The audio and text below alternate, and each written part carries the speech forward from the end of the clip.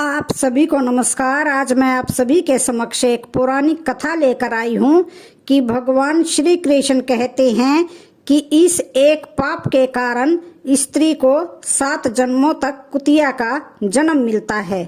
तो इससे बचने के लिए किन किन बातों का ध्यान रखना है, आज मैं आपको एक बहुत ही रोचक और ज्ञानवर्धक कहानी सुना रही हूँ, जिसे सुनकर आपको पता चलेगा कि किसी की भक्ति, किसी की आस्था का मजाक उड़ाने वाले को भगवान की ओर से कौन सा दंड मिलता है।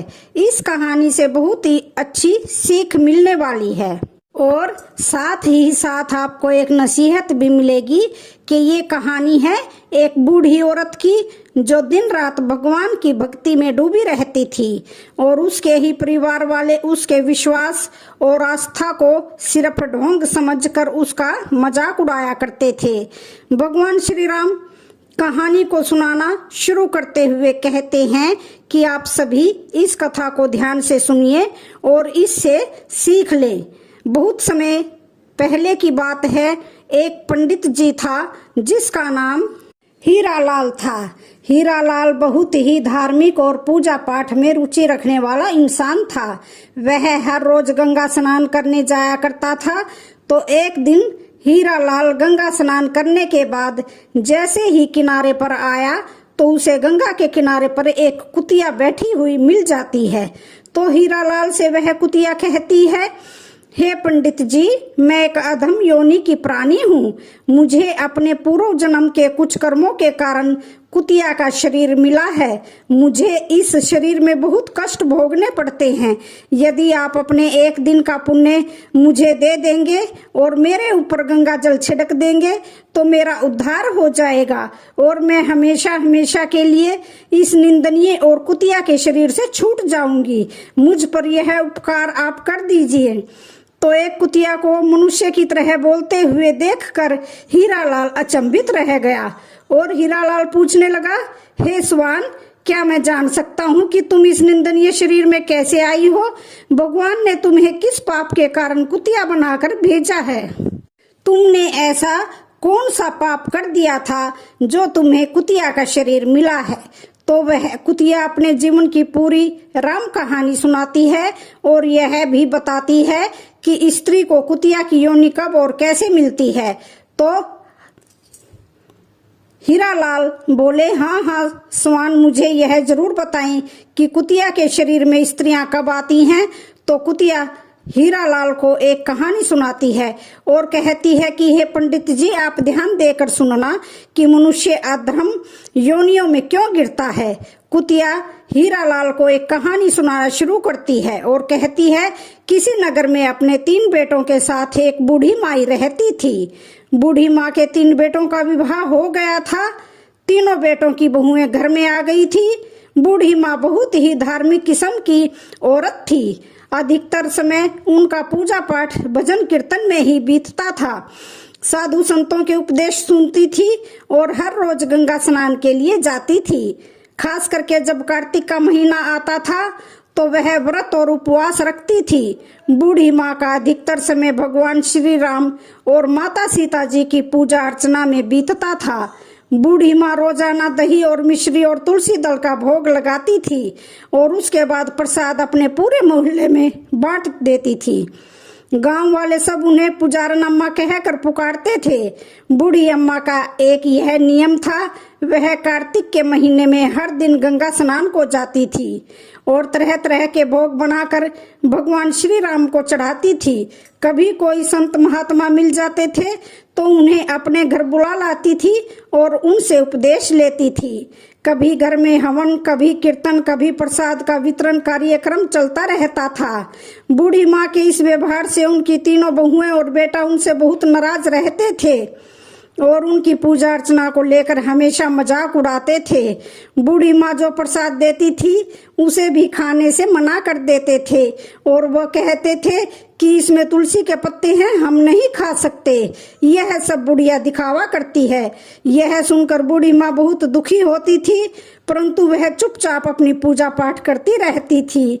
बूढ़ी माँ के जो पति थे वह काफी दिन पहले इस संसार को छोड़कर जा चुके थे, इसलिए वो अकेली थी। उसके बेटे अपनी पत्नियों के कहने में आकर उससे दूर रहते थे, तो वह बूढ़ी माँ सिर्फ पूजा पाठ में ही अपना मन लगाती थी। परंतु उसकी तीनों बहुओं को यह सब बहुत बुरा लगता था। वो सोचती थी कि हमारी यह सास जब देखो तभी पूजा पाठ में लगी रहती है, अनाप शनाप खर्चा करती रहती है, कभी पंडितों को बुलाती है तो कभी साधु संतों को बुलाती है और दान पुण्य करती रहती है, बिना मतलब के कर्म करती रहती है। अगर यह मर जाए तो कितना अच्छा हो जाए। जितना पैसा यह पूजा पाठ के नाम पर उड़ा देती है, व्यर्थ के कामों में खर्च कर देती है, उतने पैसे से हमारे शौक मौज पूरे हो जाएंगे। हमारे पति काम करके परेशान हो जाते हैं और यह कभी किसी साधु को घर में बुला लाती है, कभी उसे दान करती है, कभी स्वादिष्ट भोजन बनाकर खिलाती है। बूढ़ी माँ के इन कर्मों से तीनों बहुएं उन पर बहुत क्रोधित रहती थी। बूढ़ी माँ ने अपने बेटों को बड़े ही लाड प्यार से पाला था, लेकिन उनके तीनों बेटे भी बड़े नालायक निकल गए थे। वो भी अपनी माँ की ओर से बिल्कुल ध्यान नहीं देते थे, हमेशा अपनी पत्नियों के कहने पर चलते थे, उन्हीं की बात मानते थे और उन्हीं की तरह अपनी माँ के साथ दुष्टता का व्यवहार करते थे। बूढ़ी माँ के तीनों बेटे उनसे मुंह मोड़ लिए थे और बूढ़ी माँ दिन रात अपने बच्चों के लिए आंसू बहाती थी और भगवान श्री राम से प्रार्थना करती थी कि हे भगवान राम, मैंने कभी किसी का बुरा नहीं चाहा है, फिर मेरे साथ इतना बुरा क्यों हो रहा है? मेरे बच्चे मुझसे क्यों अलग हैं? क्यों मेरे से रूठे हुए हैं? वो पूजा पाठ से नफरत क्यों करते हैं?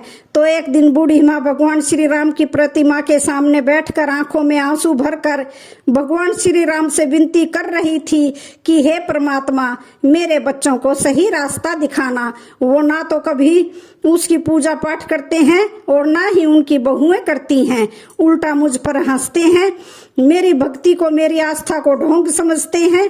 उन्हें सद्बुद्धि देना। इस प्रकार बूढ़ी माँ ने कभी भगवान की पूजा अर्चना बंद नहीं किया था और ना ही दान दक्षिणा देना बंद किया था, ना गंगा स्नान जाना छोड़ा था।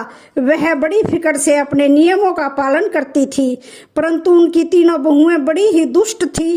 उन्होंने एक दिन निश्चय कर लिया था कि अब हम इस बुढ़िया को अपने साथ नहीं रखेंगे, हम बंटवारा करके अलग हो जाएंगे और अलग होने के कई फायदे हो जाएंगे।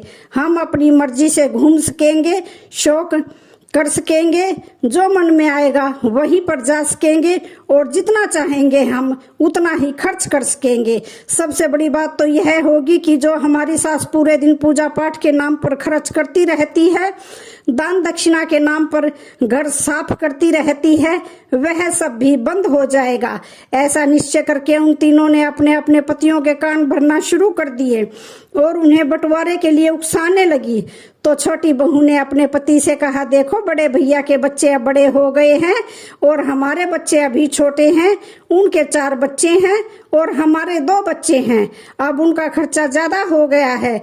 अगर शामिल में रहोगे तो हमारे धन से ही उनके बाल बच्चे पढ़ेंगे लिखेंगे। हमें अपने बच्चों के बारे में भी सोचना है। अगर हम अलग हो जाएंगे तो हम अपने बच्चों की अच्छी तरह से देखभाल कर पाएंगे। ऊपर से हमारी सास का खर्च भी हम पर बहुत ज्यादा है, हर समय पूजा पाठ में धन खर्च करती रहती है। जब हम अलग हो जाएंगे तो बुढ़िया भी अपनी मन मर्जी नहीं कर पाएगी। भगवान श्री राम कहते हैं, आगे वह कुतिया हीरालाल से कहती है कि हे पंडित जी, इस प्रकार छोटी बहू ने अपने पति को सिखा पढ़ाकर अलग होने के लिए राजी कर लिया और उधर मंजली बहू ने भी अपने पति को समझाया कि देखो बहुत हो गया है, अब बंटवारा हो जाना चाहिए, हम अपनी मर्जी से रहेंगे, क्या खर्चा करना है और क्या नहीं करना है यह हम खुद तय करेंगे। सास के नखरे और खर्चे अब बर्दाश्त नहीं होते हैं। हमें अलग रहकर अपने बच्चों की देखभाल करनी है, उन्हें पढ़ाना लिखाना है। इस तरह से तो हम कुछ नहीं कर पाएंगे। इस तरह बड़ी बहू ने भी अपने पति से यही सब बातें कहकर उसे अपनी सलाह में मिला लिया था कि देखो पिया जी, अब हमारे बच्चे बड़े हो रहे हैं, कल को उनकी शादी ब्याह करनी है। अगर ऐसे हम कमा कमा करके आपके भाइयों और आपकी माँ पर खर्च उठाते रहेंगे तो हम अपने बच्चों के लिए कुछ नहीं कर पाएंगे। इसलिए हमें जल्दी से जल्दी बंटवारा करके कर लेना चाहिए। तीनों बहुओं ने अपने अपने पतियों को समझा बुझा कर अपने मन में बंटवारे की बात डाल दी। तो तीनों भाई अब बंटवारे के लिए तैयार हो गए। और अब क्या था, गांव के पंचों को बुलाया गया और घर का बंटवारा करने की बात उनके सामने रखी गई। तो तीनों बहुएं भी बंटवारे में हिस्सा लेने के लिए वहां पर मौजूद खड़ी थी। गांव के पंचों ने घर का सारा सामान, धन संपत्ति 4 हिस्सों में बांटकर अलग अलग कर दिया। 3 हिस्से बेटों को दे दिए और 1 हिस्सा बूढ़ी माँ को दे दिया। बेटों की अपेक्षा बूढ़ी माँ को थोड़ा कम धन मिला था, क्योंकि बूढ़ी माँ अकेली थी और बेटों पर उनके बड़े से परिवार को चलाने का भारी बोझ था। उस बंटवारे में एक बात और रखी गई थी। पंचों ने कहा कि जो भी बुढ़िया माँ को अपने हिस्से में रखेगा, उसका ख्याल रखेगा, वह बूढ़ी माँ की धन संपत्ति को भी इस्तेमाल कर सकता है, पर शर्त यह होगी कि बूढ़ी माँ को कोई दुख तकलीफ नहीं होनी चाहिए। यह सुनकर छोटी बहू ने साफ इनकार कर दिया। कहने लगी कि मैं बुढ़िया माँ को अपने हिस्से में नहीं रख सकती, उसका खर्च बहुत ज्यादा है, पूजा पाठ में बहुत पैसा खर्च करती है। वह हर तीसरे दिन किसी न किसी साधु को घर में बुलाकर ले आती है और कभी हवन करती है, कभी उपदेश कराती है, कभी सत्संग कराती है, दान के नाम पर घर का सारा धन बांटती रहती है। हमें अपने बच्चों के बारे में भी सोचना है। इस प्रकार मंजली बहू ने भी मना कर दिया कि मैं भी बुढ़िया माँ को अपने हिस्से में नहीं रख सकती हूँ, वह हमें कभी पसंद नहीं करती है और हमें भी उसकी जरूरत नहीं है। तो बड़ी बहू ने भी वही जवाब दिया, मैं भी बुढ़िया माँ को अपने हिस्से में नहीं रख सकती हूँ। हमें हमारे बच्चों का भविष्य देखना है और उनके लिए हमें बंटवारा करना ही पड़ेगा। जब तीनों बहू और बेटों ने अपनी राय दे दी और बुढ़िया को रखने से मना कर दिया, तो बूढ़ी माँ अकेली रह गई। पंच लोग उनका फैसला और बंटवारा करके चले गए। जब बंटवारा हो गया तो तीनों बहुओं ने अपने अपने हिस्से का सामान, धन संपत्ति अपने अपने घरों में ले जाकर रख लिए और बड़ी खुशी के साथ रहने लगी। तीनों बहुएं और बेटों ने बूढ़ी माँ को देखना बंद कर दिया था। बूढ़ी माँ भूखी है, प्यासी है, बीमार है, उन्हें इस बात से कोई मतलब नहीं था। वो तीनों अपनी अपनी दुनिया में मगन थी। तो बूढ़ी माँ के जब बेटों ने उनका हालचाल लेना बंद कर दिया तो बूढ़ी माँ अकेली हो गई थी। और यह तो आप सब जानते ही हो कि बुढ़ापा अकेला होने पर और ज्यादा कष्टदायक हो जाता है। बूढ़ी माँ भगवान के आगे बैठकर प्रार्थना करती थी कि हे भगवान, ऐसी औलाद किसी को मत देना जो बुढ़ापे में मुझे अलग रहने के लिए मजबूर कर दिया है। बूढ़ी माँ को उनके हिस्से में एक झोपड़ी मिली थी, वह उसी झोपड़ी में रहने लगी, पर उन्होंने अपना नियम नहीं छोड़ा था। वह रोजाना सुबह जल्दी उठकर गंगा स्नान करने जाती थी और भगवान श्री राम और माता सीता जी की पूजा करती थी। पहले की तरह ही वह भोग बनाकर रोजाना भगवान को चढ़ाती थी और फिर मोहल्ले पड़ोस में जाकर बांट दिया करती थी। परंतु बूढ़ी माँ बहुत अकेली हो गई थी। उनके तीनों बेटों ने उनसे मुख मोड़ लिया था। उनकी बहुओं ने उसे घर से बाहर निकाल दिया था। वह रोजाना भगवान से प्रार्थना करती थी कि हे भगवान, मुझे इस दुख से छुटकारा दिला दो, मेरे बच्चों का भला करो और उन्हें सही रास्ता दिखाओ। बूढ़ी माँ के पास जो थोड़ा बहुत आटा दाल चावल था, वह उसी से काम चलाती थी। सोचती थी अब मुझे अपनी जिंदगी इसी तरह गुजारनी पड़ेगी। मेरे बच्चों ने मुझे छोड़ दिया है, परंतु मैं भगवान की भक्ति नहीं छोड़ूंगी, उसकी भक्ति में कोई कमी नहीं आने दूंगी। बूढ़ी माँ बड़ी रुचि से पहले की तरह भगवान की पूजा अर्चना करती रही। हर रोज तुलसी के पत्तों से भगवान का पूजन करती थी और पड़ोसियों को प्रसाद बांटती थी। एक दिन जब बूढ़ी माँ अपनी झोपड़ी में बैठी रो रही थी, तो सोचिए, जिसके 3 बेटे हों और कोई भी उसे देखने तक न आए तो फिर उसका रोना ही बनता है। बूढ़ी माँ अपनी झोपड़ी में बैठी हुई बहुत दुखी थी। तो एक युवक आता है, उसने दरवाजा खटखटाया तो बुढ़िया ने दरवाजा खोला और देखा कि एक 18-20 साल का एक हट्टा कट्टा युवक दरवाजे पर खड़ा है। वह युवक बहुत ही अद्भुत था, उसके चेहरे पर अलौकिक तेज था। उसने कहा, अम्मा जी, मुझे पहचानती नहीं हो, परंतु मैं आपको अच्छी तरह से जानता हूँ। मैं आपके मायके से आया हूँ। मेरा नाम श्यामू है, मेरे पिता ने मुझे आपकी मदद के लिए भेजा है। मैंने सुना था कि आप बिल्कुल अकेली रह रही हैं, आपकी कोई मदद करने वाला नहीं है, तो मैं चला आया आपकी मदद करने के लिए। तो श्यामू की बात सुनकर बूढ़ी माँ ने बड़े आश्चर्य से पूछा, बेटा क्या तुम सच में मेरे मायके से आए हो? मैंने तो वहां तुम्हें कभी नहीं देखा था। तो श्यामू ने मुस्कुराते हुए कहा, माँ जी आप देखती कैसे, जब आप जाती थी तो मैं उस समय बहुत छोटा था। मैं आपके भाई का पोता हूँ। हमें खबर मिली कि आपके बेटों ने आपको घर से निकाल दिया है, इसलिए मेरे पिताजी ने मुझे आपकी मदद करने के लिए भेजा है। यह सुनते ही बूढ़ी माँ की आंखों से आंसू आ जाते हैं। उसने श्यामू को अंदर बुलाया और उसे बैठने के लिए कहा। उसने एक गिलास पानी और थोड़ा सा गुड़ श्यामू को खाने के लिए दिया। तो श्यामू ने पानी पिया और गुड़ खाया और फिर उसने अपनी थैली से कुछ खाने का सामान, कपड़े और दवाइयां निकाली और उसने कहा, अम्मा जी यह सामान मैं आपके लिए लाया हूँ, आप भूखी कभी मत रहना, मैं रोज आपको खाना पहुँचा दिया करूँगा। और श्यामू ने अपने हाथों से बूढ़ी माँ को खाना खिलाया। तो बूढ़ी माँ उसे खूब आशीर्वाद देती है और कहती है, बेटे तुमने मेरी पीड़ा को समझा है, मेरा अकेलापन दूर कर दिया है। मैं भगवान से प्रार्थना करूंगी कि भगवान आपको खूब तरक्की दे, तुम्हारे जीवन में सुख समृद्धि कभी भी खत्म ना हो। बूढ़ी माँ को खाना खिलाकर और उनकी सेवा करके और बूढ़ी माँ से विदा लेकर श्यामू वहां से चला जाता है। तो बूढ़ी माँ भगवान का लाख लाख शुक्र मनाने लगती है कि हे प्रभु सचमुच तुमने मेरी पीड़ा को समझ लिया है, अब मैं भूखी नहीं रहूंगी। मेरी सेवा करने के लिए तुमने मेरे पास श्यामू को भेज दिया है। मेरे अपनों ने मुझे छोड़ दिया था, पर तुमने मुझे मेरे मायके से श्यामू को भेज दिया है। इस प्रकार बुढ़िया माँ को रोजाना खाना मिल जाता था।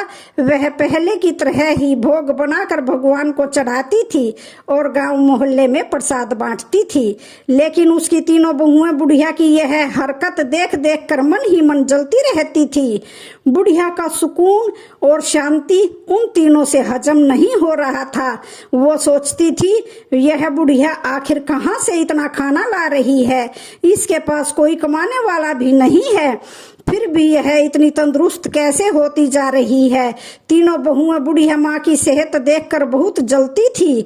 आपस में विचार कर रही थी, बहन हमने इसे इसलिए जल्दी अलग किया था ताकि यह भूखी प्यासी रहकर जल्दी मर जाए और इसके हिस्से का धन जल्दी से जल्दी हमें मिल जाए। मगर मरने की बजाय यह बुढ़िया तो हष्ट पुष्ट होती जा रही है। भगवान श्री राम कहते हैं, मैं आपको बता रहा हूँ, कुछ लोग ऐसे होते हैं जो आपका सुख चैन देखकर आपका सुख चैन नष्ट कर देते हैं। एक दिन तीनों बहुओं ने विचार किया कि हम इस बुढ़िया की झोपड़ी में जाकर इस बात का पता लगाएंगे कि यह बुढ़िया आखिर में क्या खाती है और क्या करती है, इतनी तंदुरुस्त कैसे होती जा रही है। तीनों ने वही किया। अगले दिन जब बूढ़ी माँ गंगा स्नान के लिए चली गई तो सुबह सुबह वो तीनों बहुएं बूढ़ी माँ की झोपड़ी में जाती हैं और झोपड़ी में जाकर उन्होंने देखा कि बूढ़ी माँ की झोपड़ी में खाने पीने का सारा सामान मौजूद था। आटा, दाल, चावल, मसाला, मिर्च, मेवा, मिठाई, सब कुछ बहुत मात्रा में था। बूढ़ी माँ की झोपड़ी में यह सब देखकर वो तीनों बहुत चौंक जाती हैं और सोचने लगती हैं कि बुढ़िया तो बुढ़ापे में मोटी ताजी होती जा रही है और हम तो सोच रहे थे कि बुढ़िया भूखी मर रही होगी, परंतु इसकी झोपड़ी में तो खाने पीने की सैकड़ों चीजें मौजूद हैं। यह इतनी चालाक निकलेगी, हमें नहीं पता था।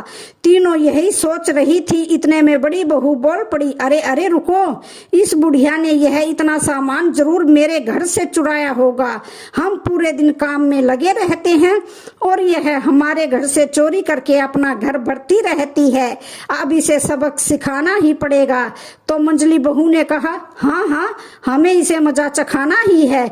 छोटी बहू ने भी सहमति जताई, सही कहा बहन, हमें कुछ करना पड़ेगा। इस प्रकार वो तीनों बहुएं बूढ़ी माँ के घर से सारा खाने पीने का सामान अपनी अपनी झोलियों में भरकर अपने अपने घर ले जाने लगती है। तो उन्होंने देखा कि उस खाने पीने के सारे सामान में तुलसी के पत्ते मिले हुए थे।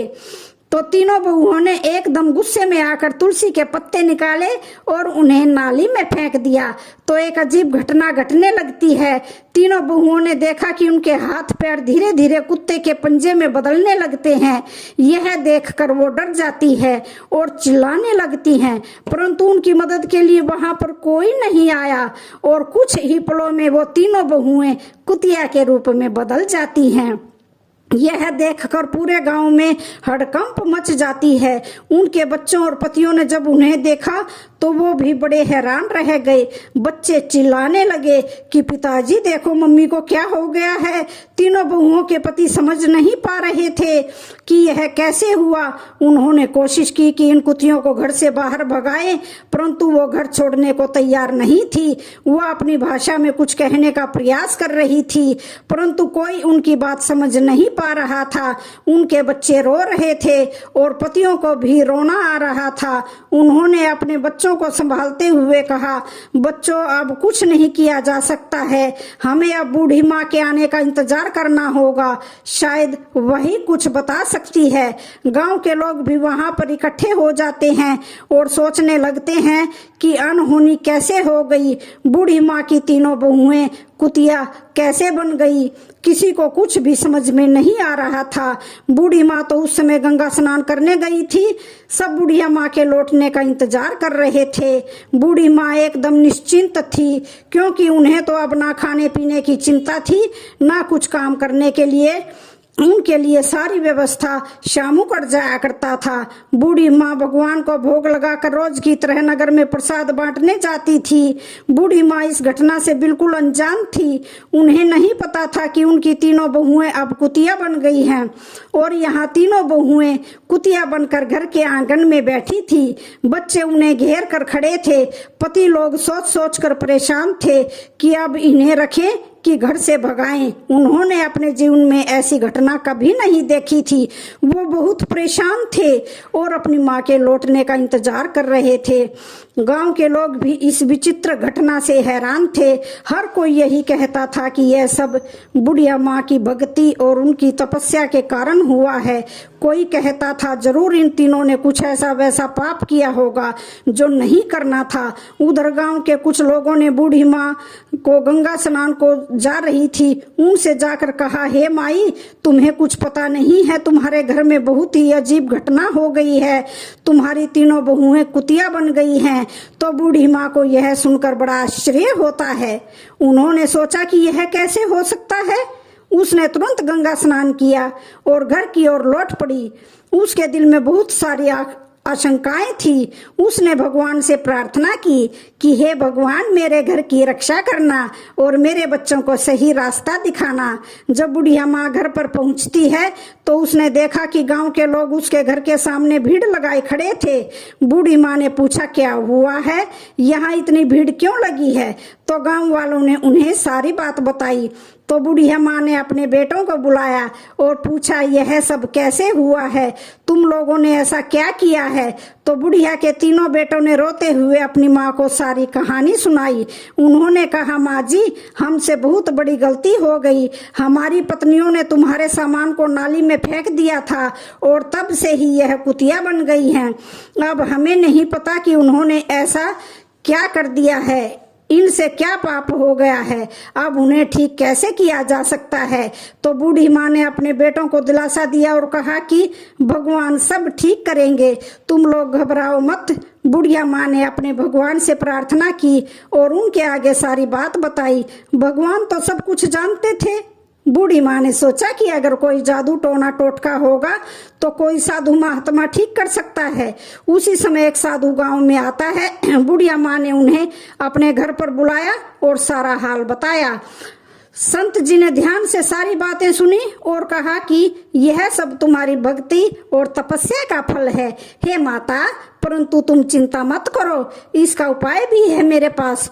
तो बुढ़िया माँ ने पूछा, संत जी कृपा करके मुझे यह उपाय बताइए, मैं अपने बच्चों को इस हालत में नहीं देख सकती हूँ। तो संत जी ने कहा, तुमने कार्तिक महीने में विशेष पूजा रखनी होगी और तुम्हारे स्नान के पानी से तुम्हारी बहुओं को नहलाना होगा और पंडितों को भोजन कराकर उनके झूठे भोजन को तुम्हारी तीनों बहुओं को खिलाना होगा।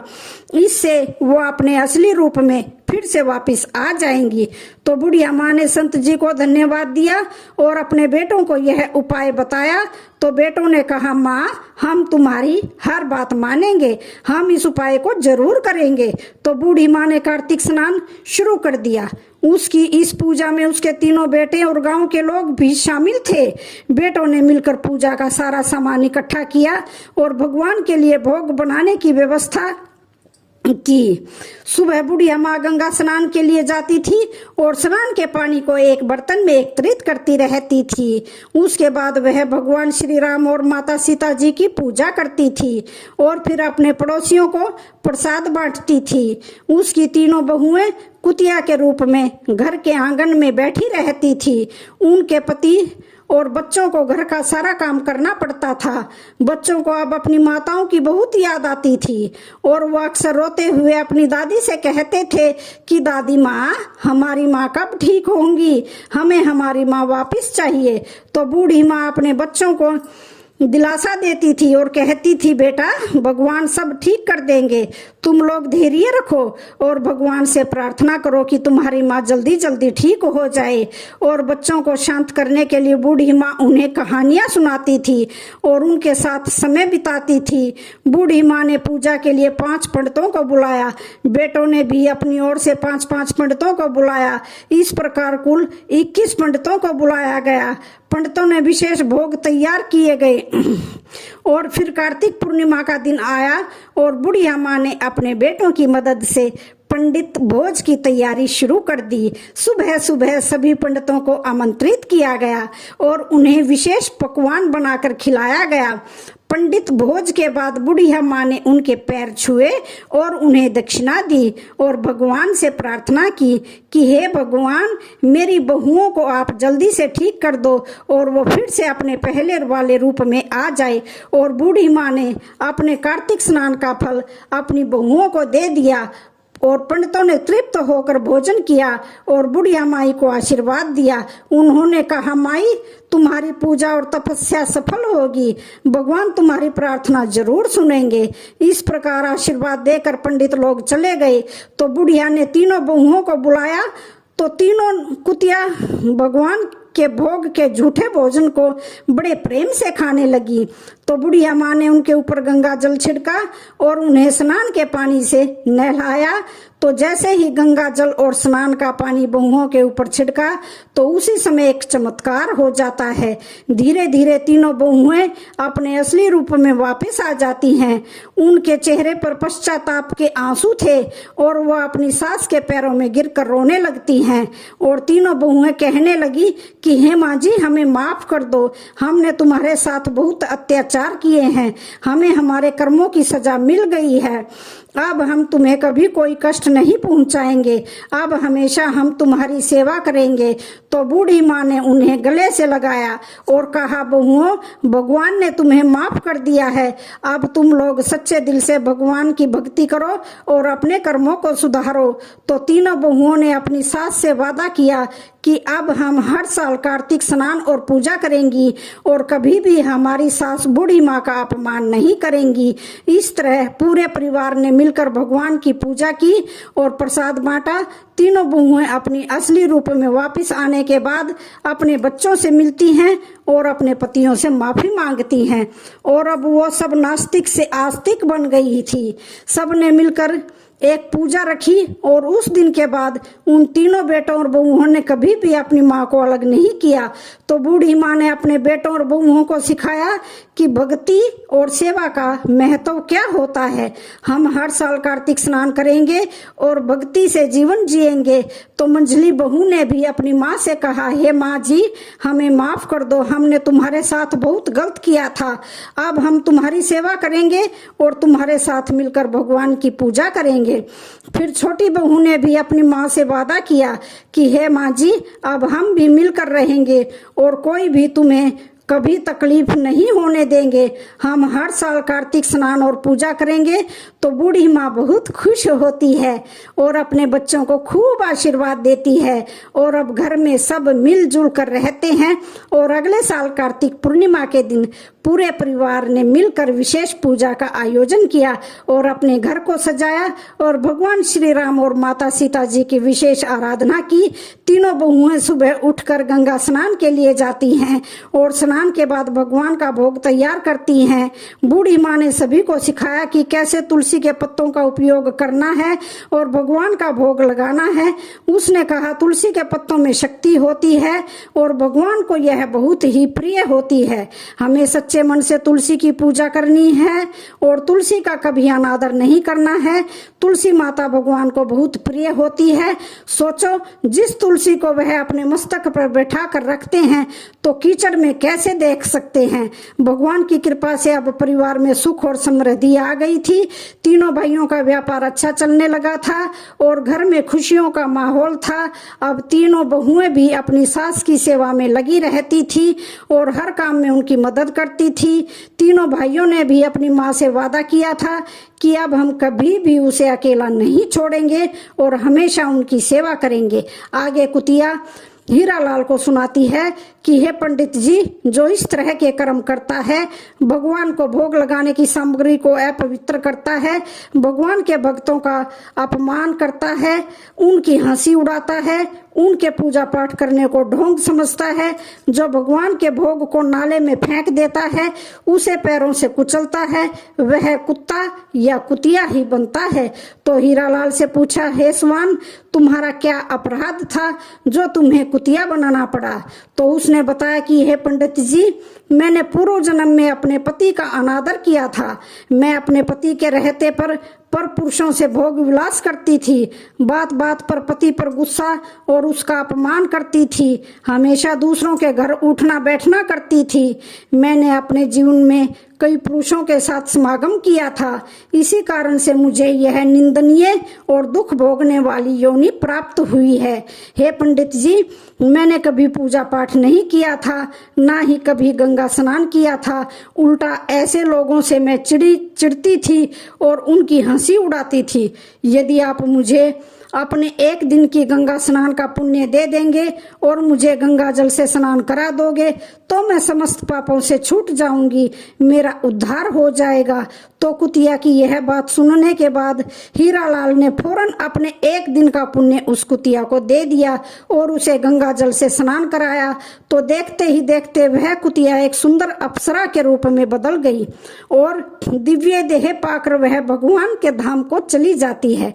भगवान श्री राम कहते हैं, इस कहानी से सीखने वाली बात यह है कि मनुष्य को कभी भी किसी के पूजा पाठ पर, किसी के धार्मिक होने पर टीका टिप्पणी नहीं करनी चाहिए और ना ही कभी उसकी किसी देवी देवता का और पूजा पाठ का अपमान करना है।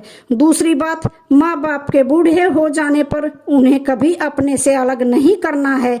भगवान पर चढ़ाई गई प्रसाद को कभी पैरों से नहीं कुचलना है, वरना परमात्मा के क्रोध का पात्र बनना पड़ता है। और याद रखना, परमात्मा की लाठी ऐसी पड़ती है कि जो चोट दिखती भी नहीं है और चोट भी बहुत पहुंचाती है। और जो भी स्त्री या पुरुष यह पाप करते हैं तो इसी पाप के कारण स्त्री और पुरुष को 7 जन्मों तक कुत्ता या कुतिया बनाना पड़ता है। इस प्रकार भगवान श्री राम ने समस्त मनुष्य जाति के कल्याण हेतु इस कथा को सुनाई है। आशा करती हूँ कि आपको यह कहानी